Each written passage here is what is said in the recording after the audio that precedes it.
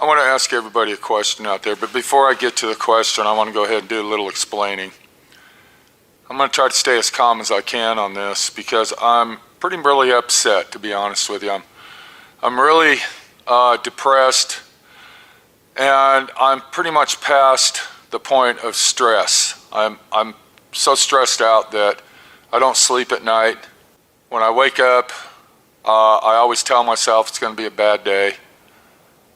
And even when I pray to God, I don't ask God for anything. I don't ask Jesus for anything. But I thank Him for everything I got. So we're going to go back into the beginning, and then we will go on with the rest of the story.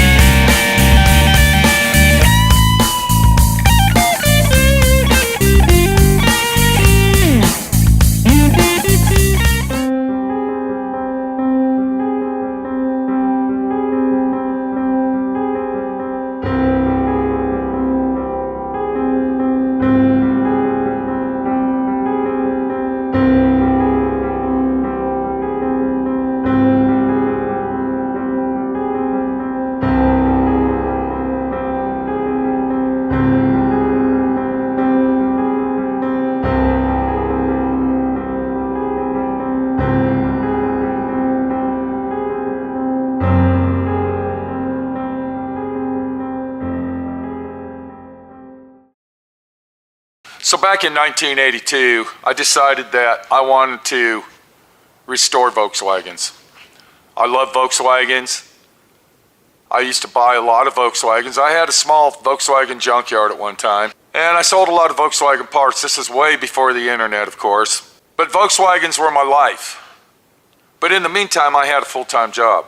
We'll go back to when I started driving a truck. I used to drive a truck for Big A Auto Parts. I don't know if anybody out there knows who that is. And I would start work at approximately 6 or 7 at night, and I'd work till about 4 in the morning. Then I'd go home, get my few hours of sleep. Then I'd wake up and I'd go out into my little small garage that I had. I had my junkyard in the backyard. It was like a little over a 1/4 acre of land. And I'd enjoy my life. I'd enjoy doing what I do, because back then it was just a hobby. It wasn't a job. I decided to start painting cars for other people when they asked. Now back then I didn't do base coat, clear coat. I didn't tear the cars apart in a million pieces. Okay, it was basically scuff and paint, do the overall body work, paint the car, send it down the road, acrylic enamel. At that time I was charging $400, $500, $600 to do one. And I'd finish one in about a week, but I still had my full-time job at Big A Auto Parts. Well, the first run-in that I ever had with a customer was a guy that lived about 3 blocks away from me. He had a yellow Volkswagen. It was a, I don't know, probably a 72 Beetle, and he wanted it painted yellow. He wanted all the dents fixed and painted yellow. I didn't ask for any money up front. I never do, I never have. I went ahead and painted the car. I was excited, it looked beautiful. I thought it was great. I brought it to his house, several blocks away from my house. When I brought the car to him, there was several guys standing outside. Now, these were all biker-related people, okay? They belonged to the club. They were standing around looking at it, and the owner, Dave, comes up and says, "What's going on with this? What's that right there? I don't understand. Why is it looking this way?"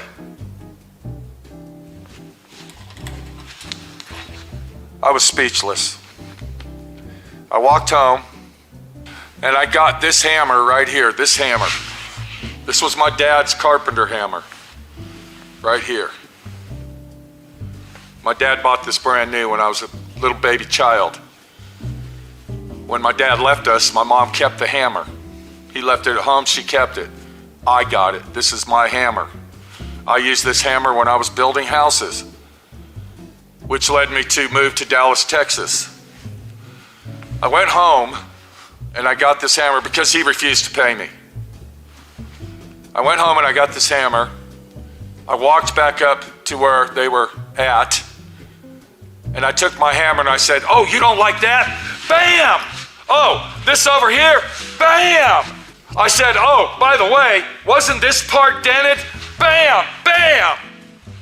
And I went around the whole car and I dented his car exactly how it was when he dropped the car off to me. I didn't ask for no money up front. I probably did the job cheaper than what it was supposed to be, and probably if he did pay me, I wouldn't have made no money because it probably went all to materials. Because a lot of times when I do work for people, I'm sorry, this is my car behind me. That's my car, I'm working on it right now. But when I do work for other people, most of the time, I really don't keep track of every little red penny or every nickel or dime or possibly even dollars that people owe me because I enjoy doing what I do. So let's get back to the story. The big bad biker guy calls the cops on me and wants to press charges on me for bashing up his car.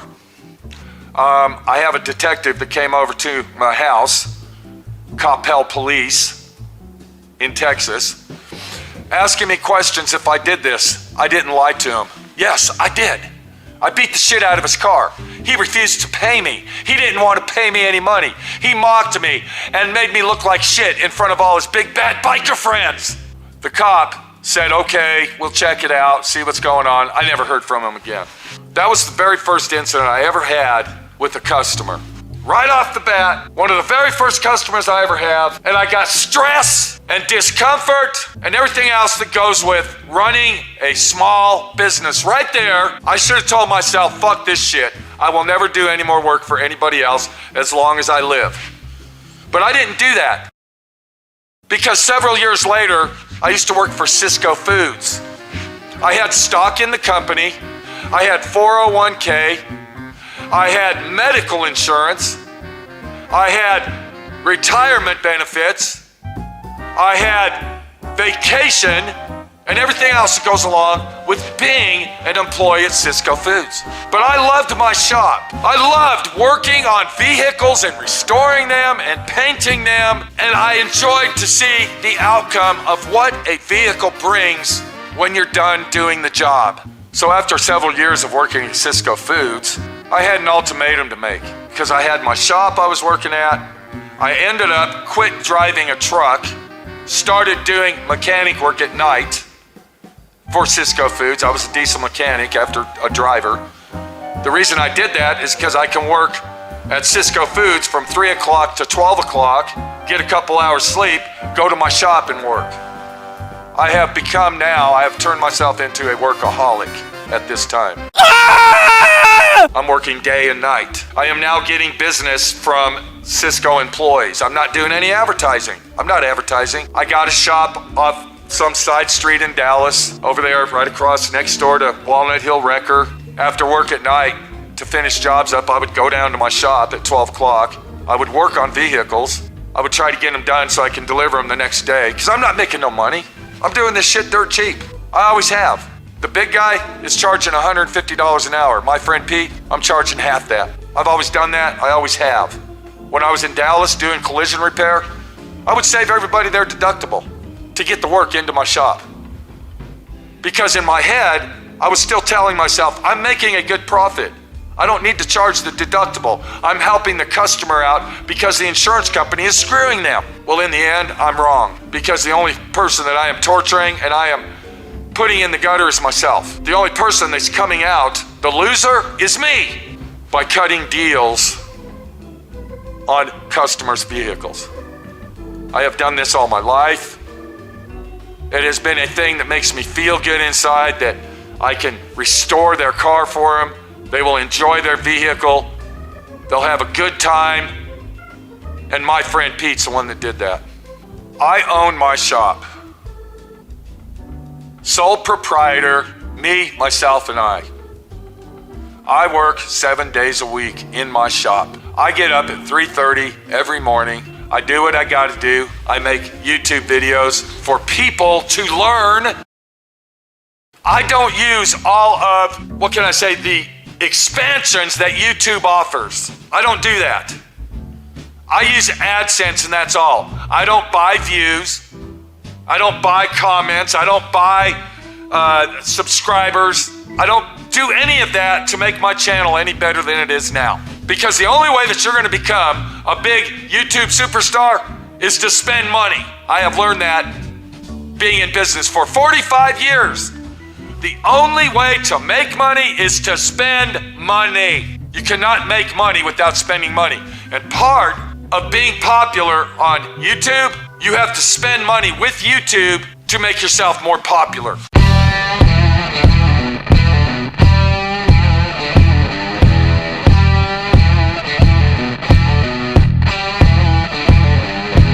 I refuse to do that. The views that I get on YouTube are 100% authentic, real views. They're not fake, bogus. The subscribers I have are real people. They're not AI, none of that. That's the kind of person I have been all my life. I'm kind, I'm generous, I work my ass off, I provide for my family, and I do the best I can do with everything I got right here that God has provided me with. Is the restoration job that I do going to be $1 million restoration, as if you took it to the big guy that's going to charge you $300,000 to do the car? No, it's not. It's not going to be like that. It's not going to be $100 million restoration, but it's going to be a restoration that you can be proud of owning, that you can count that only one person, me, actually 3 people, me, myself, and I, actually 4, we count Minnie, the body shop girl, in on that, has only put their hands on that vehicle. I didn't finish the story yet. Let me go ahead and tell you this. What happened at the very first shop I ever had, I got robbed. I told you I worked late at nights. I told you that I went down to my shop to finish jobs so I can deliver them. I had an 82, maybe it was an 87 Chevy truck. I was just finishing up on it. Now back then, I only used acrylic enamel. I didn't use base coat, clear coat. It was acrylic enamel. That's how it was. It came out beautiful. I had a homemade paint booth made out of plywood. I had a little exhaust fan sucking the fumes out, and the paint jobs looked awesome. It was about 1:30, 2 o'clock in the morning, because I wanted to give this guy, he worked at Cisco Foods, I wanted to give him his truck. So here I am working late at night, and 2 black guys walk in my shop. One has a pistol. They walk up to the truck. They start walking down the side of it. My toolbox is over here on this wall. Here's the truck where we're standing. I'm in the front of the truck. They come walking down, putting their hands on there, walking down like this. What's up, brah? What's going on, bro? Now remember, Walnut Hill Wreckers, I can see them directly right next door to me. The guy pulls a gun out, puts it in my face faster than I can look at it. It was a revolver. I'm trying to look at it to see if there's bullets in it. Of course, I can't do that. They asked for my money. I don't have no fucking money. Then they asked for the keys to the truck. As that guy's putting a fucking gun in my mouth, the other guy is getting in my toolbox, throwing tools as fast as he can in the back of the truck. They take me into the little office that I had on a green chair that I owned since I moved here. I ended up throwing it in the trash, but it was a green office chair. They duct taped me to that chair. It was about 1 or 2 in the morning. They took the truck and they left. Never saw them again.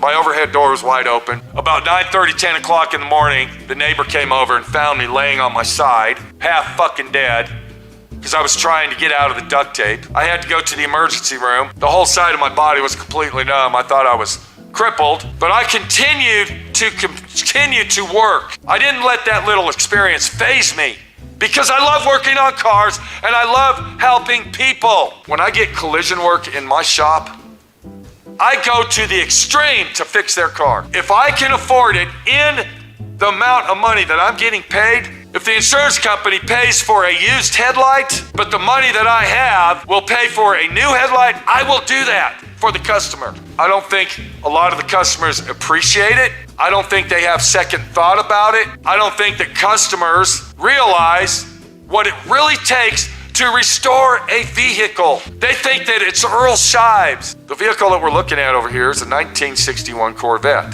I'm working on that. I've been working on that for a year and a couple months. To restore that vehicle to the magnitude that I am doing it, anywhere else that you take it, would take 2 to 3 years. But let's get back to the story. After about a week or 2, of course, the guy, he had full coverage insurance. He got paid by the insurance company, blah, blah, blah. State Farm Insurance decides to send me a letter.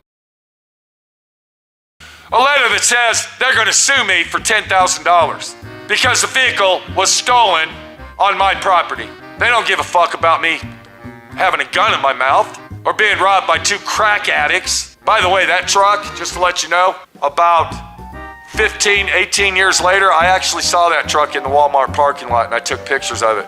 I called the police about it because I had detailed receipts, VIN numbers and everything. I called the police about it. Well, there's nothing we can do about it, so what? So anyway, here we go. I quit Cisco Foods. I gave up the 401k. I gave up everything that I had involved in it. I cashed in, told myself I'm gonna do this full time. Well, let me tell you how it is. Since the day I quit Cisco Foods, I have worked almost every single day of my life. I have gotten up early in the morning and worked till late at night, almost every single day of my life. Not working on my stuff, but working on customers' cars. Not taking money up front, only asking for money when I really, really needed it. Cutting people deals, letting people slide, doing extra work that was not part of the job, not telling the customer about it because I want it to be right. Spending my money on their car, not a lot of money, but you know, pennies here, dollars there, little stuff that it needs, nuts and bolts, you know, stuff like that. Seam sealer, petty shit. Not really making a detailed list of every single penny that I've spent. I'm repeating myself. And doing the job till it's completely finished to the best of my knowledge and the best that I can do. I don't use cheap, inexpensive paint supplies. I don't buy garbage, trash, Bondo, or clear coat. I don't order shit online when it comes to the finished product.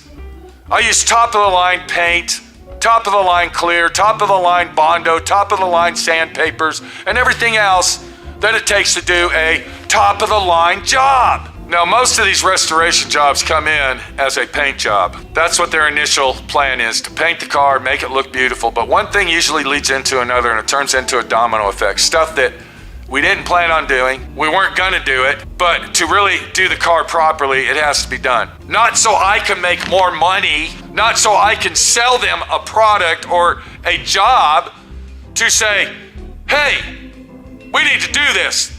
If I tell you it needs to be done, believe me, sir, you have to do it.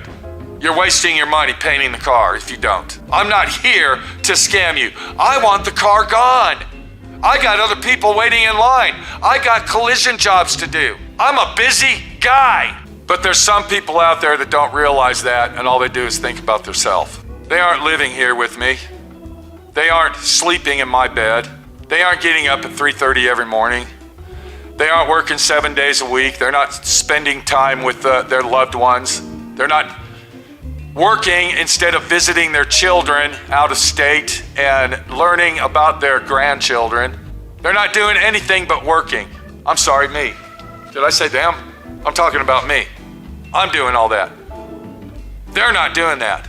So the only thing they're thinking about is their vehicle. Now, this isn't everybody. There's a lot of people that are very, very understanding, and they're not in a hurry because they know it takes a long time to do this. Most of the people that get in a hurry and want it now, and are selfish and inconsiderate are first-time car restorators, meaning that this is the first time I've ever done this, and I watch a lot of TV and I watch a lot of YouTube, and I know it only takes 1 or 2 days or 2 or 3 episodes on reality TV to paint a car. Why is mine taking so long? Did I tell you I'm working on my car? Did I tell you I've been in business 45 years? Did I tell you that I work 7 days a week? Did I tell you that I worked 39 years at my shop in Lewisville, Texas to pay for that shop so I can fucking move and buy this place and have it paid off? No, I'm not a millionaire.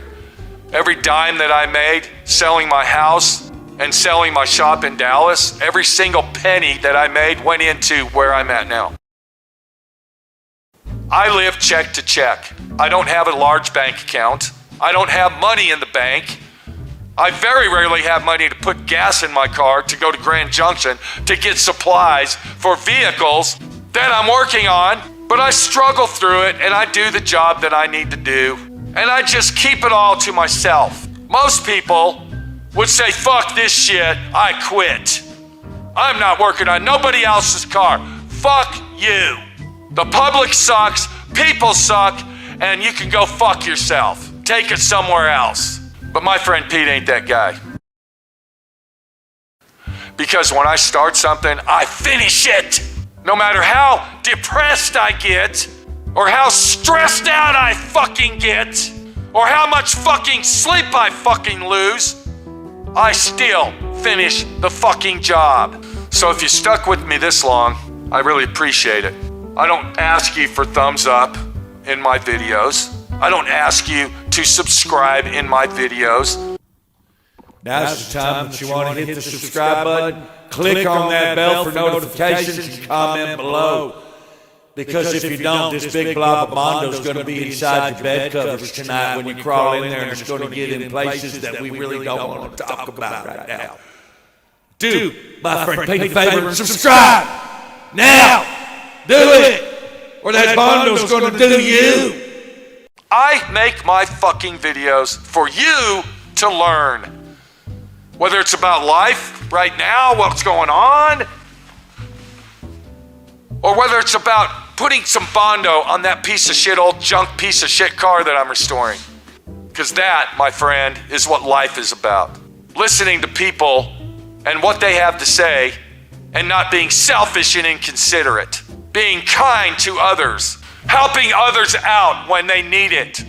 Cutting them deals. Treating them like a human being. And that's what my friend Pete's all about. I didn't come up with that name, my friend Pete.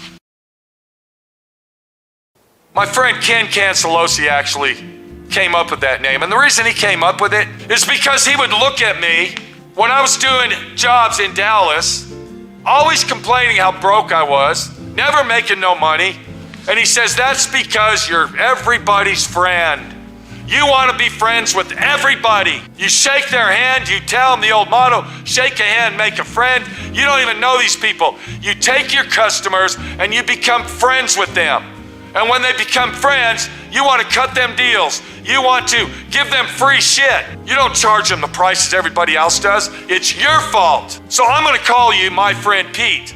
And I'm not calling you that to be your friend. I'm calling you that to mock you and to remind you that you are a place of business. You are not a hobby shop. You are not everybody's friend in the world. And you should treat your business like a business, not a hangout. Well, once you get into the mode of growing up and being the person that you are, it's very hard to change. And we're not talking an alcoholic or a drug addict. We're talking your personality, the life that you lived. My life is be kind to everybody, be nice. I'm a loud guy. I say fuck a lot, but I'm a nice fucking motherfucker. I'll fucking help anybody out and do anything that I can do to help them out. There was a lady over here that had cancer. I don't know that lady. Met her a couple times. But you know what my friend Pete did?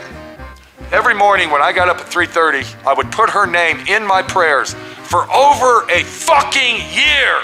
Every fucking day. About a year and a half later, she is now cancer-free. I believe that by me praying for her, helped her rid the cancer in her body. I don't give a shit what you say. I don't care what anybody else says. Prayer works. Minnie confronted her husband the other day, and he told her that she was cancer-free, which we already knew. And Minnie said, God works in mysterious ways, doesn't he? Thank God that your wife is better, and Jesus Christ saved her life. He doesn't think that she needs to leave yet. He looked at her, kind of rolled his eyes, walked away. So there is disbelievers out there. There's selfish, inconsiderate people. But you got to let that slide. Did I tell you I was working on my car today? You're fucking A-right, I'm working on my car today. But I'm also going to be working on the customer's car. I had a guy tell me that I shouldn't be working on my stuff. This is a place of business. That when I have free time, I should be working on customers' cars. When do I have free time? Do I need to ask you to take a shit? How about if I want to eat? Can I call you up and ask you if I can go eat lunch? Is this a prison cell? Are you my prison guard? I own my own shop. I work 7 fucking days a week. I do shit dirt fucking cheap for people. And the guy's gonna tell me I can't work on my car? I can't take 2 or 3 hours out of my day to work on something?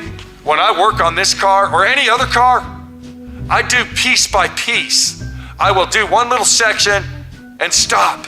That's my relief from everything in this building, is that car.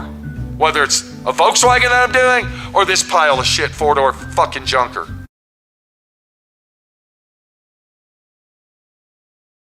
So I'm gonna ask you a question and I want a fucking answer. Was it right for that guy to tell me that I can't work on my stuff in my shop that I own? That I am depleting the situation toward the customer because I am working on something I own instead of what they own? I don't understand. I worked till 9 o'clock last night. I went to bed. I didn't take a fucking shower. I got up at 3:30 this morning. I made a fucking video. I came out here and started working. I want you to answer a question. Can I work on my own stuff in my shop, on my property, or do I have to dedicate myself to customers only? And the only thing I can do in my shop is work on that. Is that fair to me? That's all I want to know. That's all I want to fucking know. And for all those people out there that think you can restore a fucking car like this in 3 or 4 fucking months, stop watching YouTube and stop watching fucking reality TV. It's not gonna happen. A restoration to that magnitude usually takes 2 or 3 fucking years. I'm gonna go back to working on my car because I want to, and I can. This is Pete, my friend Pete, your friend Pete. Just being Pete.